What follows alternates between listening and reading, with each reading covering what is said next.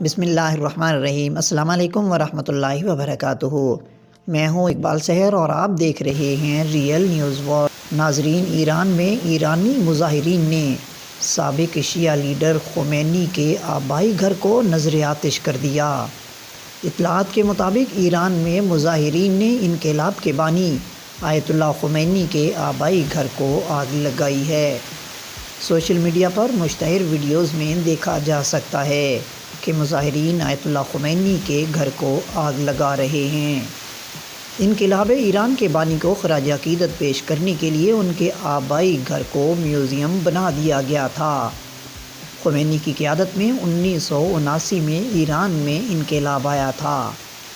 خمین میں مظاہرین نے حکومت مخالف نعرے لگائے۔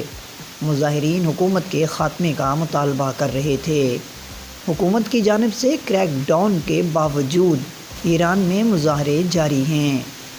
ایران میں حکومت مخالف احتجاج تیسرے مہینے میں داخل ہو گیا ہے۔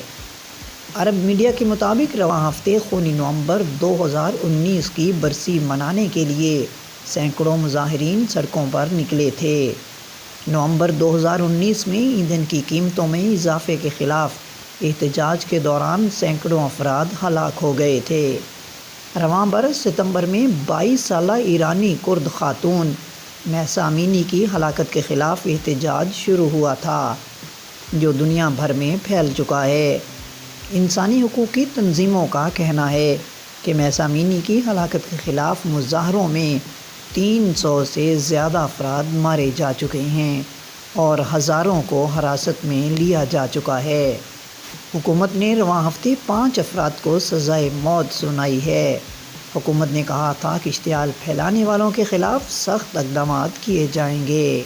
مزید اپڈیٹ کے لیے ہمارے ساتھ وابستہ رہیں۔ اگر آپ نے ہمارے چینل کو سبسکرائب نہیں کیا تو پلیز کر دیجئے اور بیل آئیکن کو پریس کرنا مت بھولیے تاکہ ہماری نئی ویڈیو کا نوٹیفیکیشن بار وقت آپ تک پہنچ سکے۔ کامنٹ باکس میں اپنے خیالات کا اظہار کیجئے۔ اسلام زندہ باد، پاکستان پائندہ باد۔